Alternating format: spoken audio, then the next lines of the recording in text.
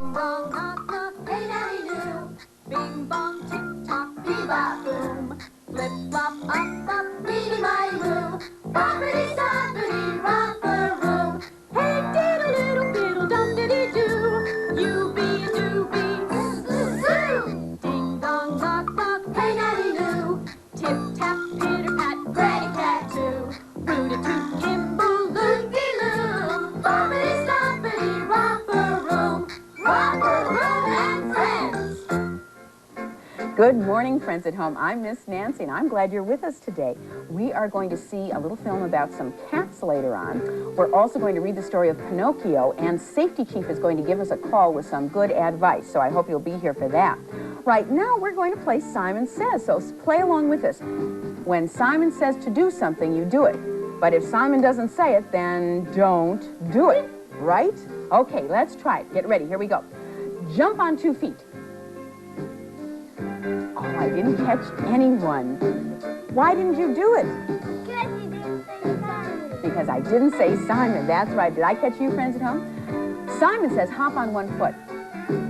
Good. That's right. Simon says stop. Simon says touch your knees. You know where your knees are? That's right. Good. Simon says touch your knees to a partner's knees. Can you do that knees to knees, no fingers? Can you get your knees around there? Don't do your hands. Just see if your knees can touch Stephen's knees. Can you get both knees touching? Celeste, can you do? Oh, good for you. That looks good. Thank you. Simon says touch your elbows. You know where your elbows are? Oh, that's right. There's one there. What about the other one? Do you have another elbow? Oh, good. Simon says touch your elbows to your partner's elbows. You know where that would be? Oh, that's right. Good. Both elbows. Can you get both elbows touching? Can you get that elbow touching that elbow? You're going to cross over? Oh, there you go. And then the other one. That's it. Simon says touch your elbows to your knees. Can you get your elbows to... Oh, that's it. Can you get them down there to the knees? Simon says cross your elbows over and touch your knees. Can you do that? Oh, it feels like a pretzel. Oh, boy. Good for you. Simon says stand up. Good. And Simon says give yourselves a round of applause because you did a good job. And you too, friends at home. Thank you. Tally, would you get our flag first, please? We're going to do the Pledge of Allegiance. And come on back with that. Now, you hold on to that with 2 hands. So those of you who want to do the pledge, raise your right hand. And that's my right hand, so you can match that. Good. And you hold on to that really nicely there, Tally. Put it up like that. Good. And let's look at the flag while we say the pledge. I pledge allegiance to the flag of the United States of America and to the republic for which it stands, one nation, under God, indivisible, with liberty and justice for all. Tyler, can I hold that for a minute, please? Let's do a little review. How many stars are in the flag? How many stars? The number after 49? 50, that's right. There are 50 stars. How many stripes? 50. The number after 12 and before 14, that's at 13. There are 13 stripes, and they're the colors red and white, and our stars are white on blue. So when we're looking at the flag, we're looking at our country because our country has 50 states, just like our flag has 50 stars. Thanks, Tyler. Come on back. Let's see what Granny Cat is having to say today about cats. And Granny Cat's a cat, isn't she? Do this with us, please. Granny Cat, what do you know? 1, 2, 3, here we go. Do not trust cats. Up, up. Have you lost your noodle? What a terrible sign. Don't take it personally, Granny. It's just that I've been learning an awful lot about cats today. Well, if you've been learning about cats, you know that they've been man's friend for a long, long time. Says who? And as long as there have been mice to catch, cats have been there helping farmers protect their food. What have you got against cats? Well, I'll tell you. Remember I saw one of your relatives the other day, and I asked you what it was, and you said he's a lying? Well, he was a lion. Well, who wants a relative who won't tell the truth? Oh, up. He wasn't lying. He was a lion. Oh, yeah, and there's still that other relative of yours. Which one was that? The one I'll never play cards with. What are you talking about, Up? Would you play cards with a cheater? You mean cheetah, not cheater. Oh, cheetahs are different things. Up, a cheetah is the fastest cat in the world. Okay. I still wouldn't play cards with him. Oh, Up, you're just looking for things not to like about cats, just to get my goat. Goat? Who's talking about goats? We are talking about cats. Oh, you know what I mean, Up. You're not dumb. I know. I'm not a cat. Ugh. Cats are not stupid. They are beautiful, graceful, loving animals. Hey, take it easy. There's no reason to get your claws out. Yes, there is. You're making fun of my relatives. And you owe me an apology. What do you want me to say? I'm sorry. Oh, that's all right. You don't have to apologize. I know you can't help it. You're a cat. Sometimes Up gets me very angry. But I love him anyway.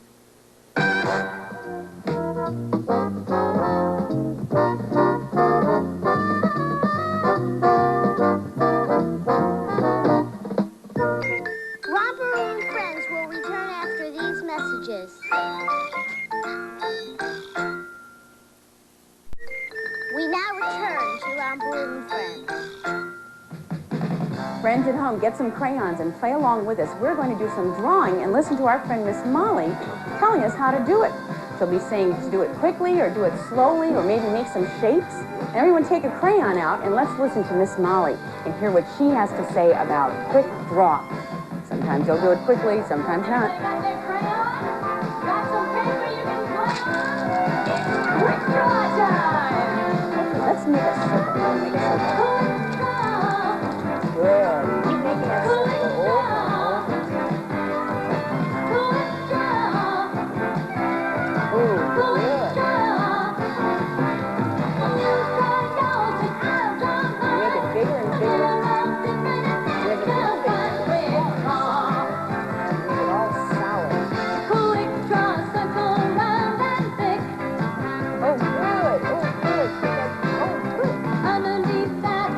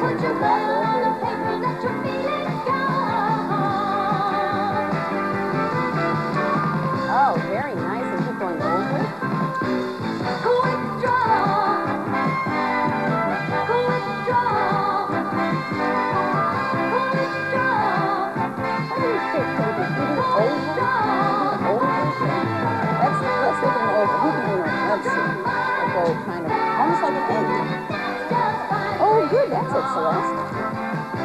You'll make it over. Good. Good, Stephen, Skylar. Good for you. Let's put our crayons away. And friends at home, you put your crayons away, and we'll show you our picture. Let's see what it looks like. Can you all put your crayons up on the desk, please? Thank you. And let's pick this up and see what we have. Danielle, can you pick up that end of it? Good. And there's our picture. Oh, boy, we've got triangles and circles and rectangles and squares. Oh, that was very nice. Thank you so much. Can you bring that end over here? Come on over here with that, and I'll fold it up. And then why don't you have a seat right down on the floor? Friends at home, we're going to read the story of Pinocchio.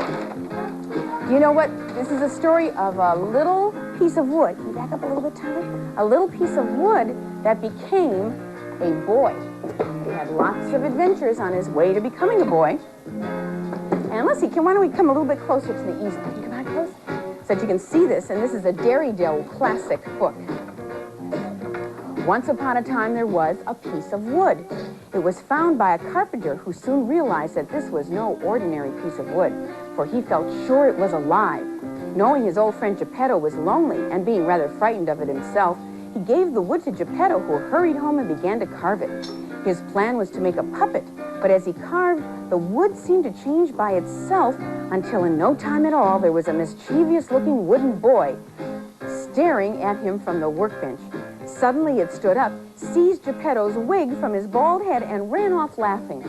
Pinocchio, for this was the name Geppetto gave him, was never out of trouble. He teased poor old Geppetto by day and by night, hiding his tools, spilling his glue, and mixing paint with his porridge. He was much, much naughtier than you or I have ever been, and nothing Geppetto said seemed to make him better. When the wise old cricket who lived on the wall tried to tell Pinocchio to be good and think about going to school, that horrid puppet threw Geppetto's hammer at him. Well, Pinocchio was sort of a bad puppet, wasn't he?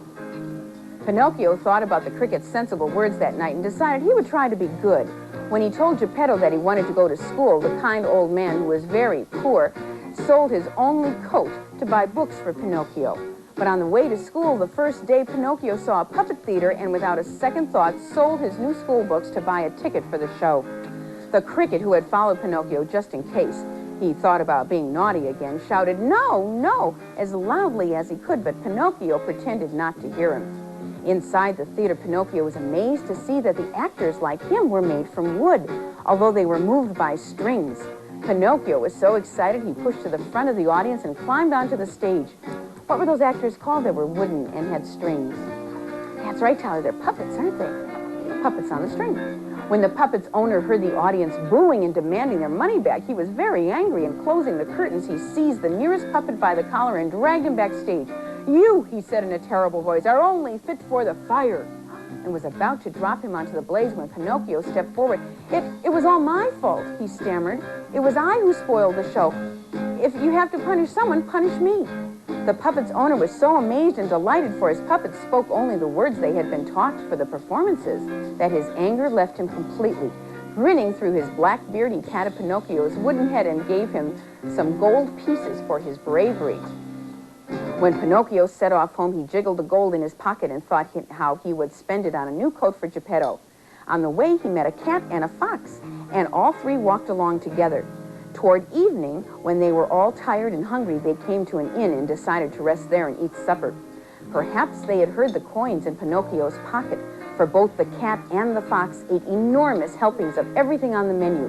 Then, saying they needed to wash their paws and whiskers, they disappeared through a side door, leaving Pinocchio to pay.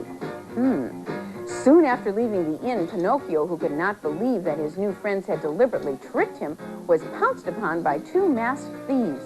Despite their disguises, Pinocchio thought he recognized the silky fur and hooked claws, and he held tightly onto what was left of his money. Well, Pinocchio gets into so many adventures because... Oh, wait a second. Do you know who that is, boys? It's Safety Chief. Let's find out what he has to say, and then we'll come back to that story. Good morning, Safety Chief. Yes, we were talking about Pinocchio. Yes, he gets into trouble. Oh, that's very true. Friends at home, Safety Chief wants to be sure that you don't get into trouble. And in order to do that, one of the things you can do for yourself is always play with a friend. Don't play outside by yourself unless Mommy and Daddy or the grown-up with you knows that you're in the yard. And then never leave from home unless you tell them where you're going. That's right, but it is always a good idea to play with someone else. So if there's something that happens, something dangerous, you'll have somebody there to help you. Okay, all right, we'll do that. We'll go to Santa Rosa.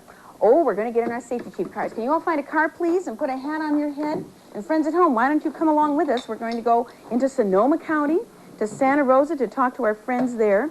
Make sure that they are not playing by themselves outside. And what do you do when you get inside of a car? You do something, you lock the doors, that's right, and then you do something else with something. That's right, can we all buckle up? Let me hear that click. Can I hear you go, click? Good for you. Okay, let's get in our cars. Can I hear your sirens? Good, let's go to Santa Rosa.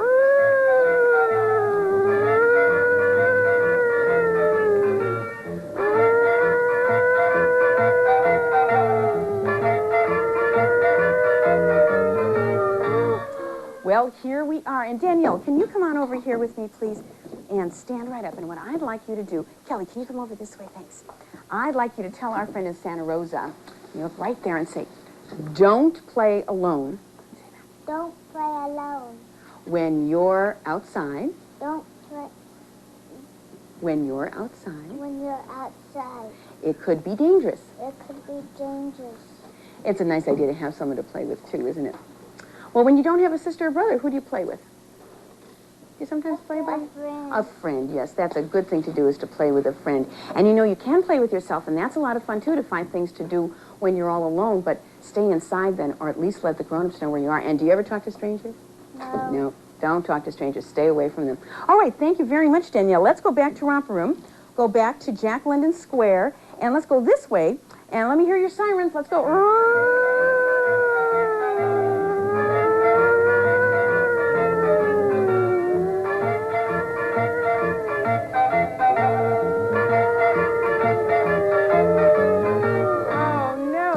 The wrong way. That happens sometimes, doesn't it? Looks awful. A lot alike, the front and the back. Well, thank you for doing that with us, and we'll be right back, so don't go away. Romper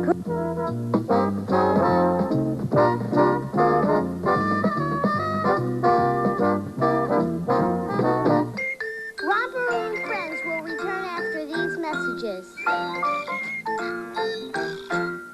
We now return to Romper Room friends. Let's find out what's happening with Pinocchio. Pinocchio really got into a lot of trouble, and he started lying, and a fairy godmother made his nose grow and grow and grow. As he lied, his nose got long like a carrot, and Pinocchio got very, very upset, and he threw a tantrum. And the fairy godmother said, well, if you try to behave better, I'll make your nose small again. And he was very pleased about that, because it did go back to its original shape. Now, here's poor Pinocchio out there in the world, having all of these things happen to him and trying so hard to be good. Penniless and alone, Pinocchio wandered for many months and had lots of adventures. He was thrown into prison, tricked by a giant snake, caught in a terrible trap, and chained up as a farmer's watchdog. As time passed, he felt less and less like being naughty, and he missed old Geppetto and the kind fairy. At last, he returned to the fairy's house, having almost made up his mind to change his ways and become the sort of puppet they would like him to be. As he hurried through her garden, calling to his friend, Pinocchio came to a grave. On the headstone, he read that it was the gentle fairy who was buried there. Tears rolled down his wooden face, and he cried, "Why should you, who are so good and kind, have to die, while I, who am so wicked, do not?" Well, guess what? He found out that the fairy was alive, and he was so pleased. And she told him that if he gets rid of his naughtiness that hurt people that he loves, that he would be a good boy, and he could become an actual real boy. Well, Pinocchio was so pleased about that. He decided that he would try to go to school, and he would learn all the things that the boys and girls at school learn. Well, he had lots of fun there, but he also met some boys who weren't so nice. There was a boy named Candlewick who kept getting him into trouble, and there was a donkey that they played with, and suddenly they both turned into donkeys because they kept doing such naughty things. Do you see how long their ears got? And Pinocchio's nose is growing again because he's lying. Well, after wandering sadly for some days, the donkeys were rounded up and they were taken to market, but Pinocchio was bought by the owner of a circus and taught to perform many tricks. Well, he didn't do them so well, so he was beaten because he was a stupid donkey. You may now be feeling sorry for Pinocchio, but let me remind you that everything that happened to him since Geppetto first carved a strange piece of wood had really been his own fault. He'd been naughty, lazy, untruthful, and selfish. And so it was that Pinocchio, as a donkey, was found eating the grass in a poor farmer's best meadow and was thrown into the sea by him. Boy, Pinocchio is still getting punished. Well, he makes it through the water, and he recovers himself, and he finds his dear old friend inside of a shark's belly, Geppetto. They're in there together. The old man was so pleased to see Pinocchio that he could hardly speak. He listened as the puppet told of all of his adventures, and then they tried to decide how to get out of the shark's belly. Hugging Pinocchio and laughing through his tears, old Geppetto told how he had built a small boat in order to search for the lost puppet, and that's when he was swallowed. Well, do you know what? They made that shark cough.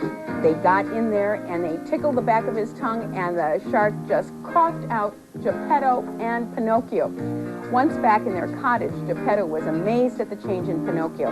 No more did the puppet tease him and pull off his wig. Pinocchio now spent his days studying, cooking their meals, and cleaning the tiny house. He was never rude or thoughtless and looked after old Geppetto tenderly, as a good son should. Sometimes Pinocchio had the feeling that the lovely fairy with the blue hair was nearby, for as he fell exhausted into bed at night, Pinocchio often thought he saw her dear face smiling at him. One day, after several months, Pinocchio awoke from a vivid dream in which the fairy had spoken to him. "Well done, Pinocchio," she had whispered. "You are now ready for your reward." When Pinocchio woke up the following morning, he was no longer a stiff wooden puppet, but a real boy at last. What do you say at the end of the story? The end, and that's the end of Pinocchio, and he became a good boy instead of a naughty puppet. Well, let's see if we can do a little game here. Can you all stand up, please, friends? Let me stand up with us. And let's have Stephen be first. And everyone line up behind, put your shoulders on the person in front of you. And we're going to play Catch the Dragon's Tail. And let's see, Danielle, can you put your shoulders on Brian and Tyler? You get them there. And Stephen, you come on with me. Now, you are the head of the dragon, and you're going to try and catch Tyler, okay? Come on out here. Come on out here a little bit more. That's good. When I say 1, 2, 3, go, you go and try and catch Tyler, all right? Ready, friends? You do it with us. 1, 2, 3, go. Oh, and there he goes, and Tyler's trying to get away. Oh, and he caught him. Did you get him already? Okay, Stephen, now you're the tail. Hold on, Tyler. Hold on to Danielle. We'll be right back. Don't go away. 1.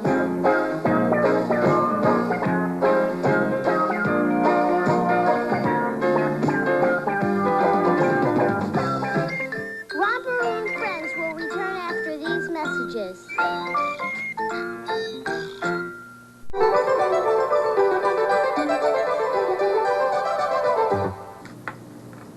Jessica? What? I have a new game I want to play with you that will make you my special friend. What is it? It's a secret touching game. I'll show you what it is. But you can't tell Mommy and Daddy. Boys and girls, what would you do if you were Jessica? Is it a good idea to keep a secret from Mommy and Daddy? No. You should tell your mom and dad. I would say I won't be your friend, but I won't play the touching game. What will Jessica say? If I can't tell Mommy or Daddy, then I don't really think that I should play the game. Boys and girls, even good people do bad things sometimes. If you have a funny feeling that something is wrong, say no. Don't be tricked. Be smart and safe.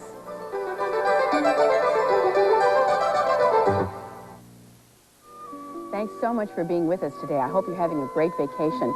I'm looking for you now in the magic mirror. Romper, bomper, stomper, boo. Tell me, do. Magic mirror, tell me today, have all my friends had fun at play? Lulu, I see you, and there's Ilana and John. Hi, Ron, I see you, and there's Gary. Hi, Mason and Heidi. Hi, Mackenzie. I see you, and Brittany and Amber and Nicole, and there's Jack. Hi, Lisa and Laura. Hi, Bobby. I see you, and there's Tina and Nathan and Sean. Hi, Aaron. There's George. I see you, and there's Francis. Hi, Lori and Lance and Lisa and Lane. I see you, and there's Steve. And there's Raul. I see you, and Raquel and Samantha. There's Sally and Jeff. I see you, Ione. I see you. Romper, bomper. Ding dong, knock, knock, hey, daddy, do. Bing bong, tick tock, bee-ba-boom. Flip flop, up, up, beady my moo. Boppity, stoppity, run.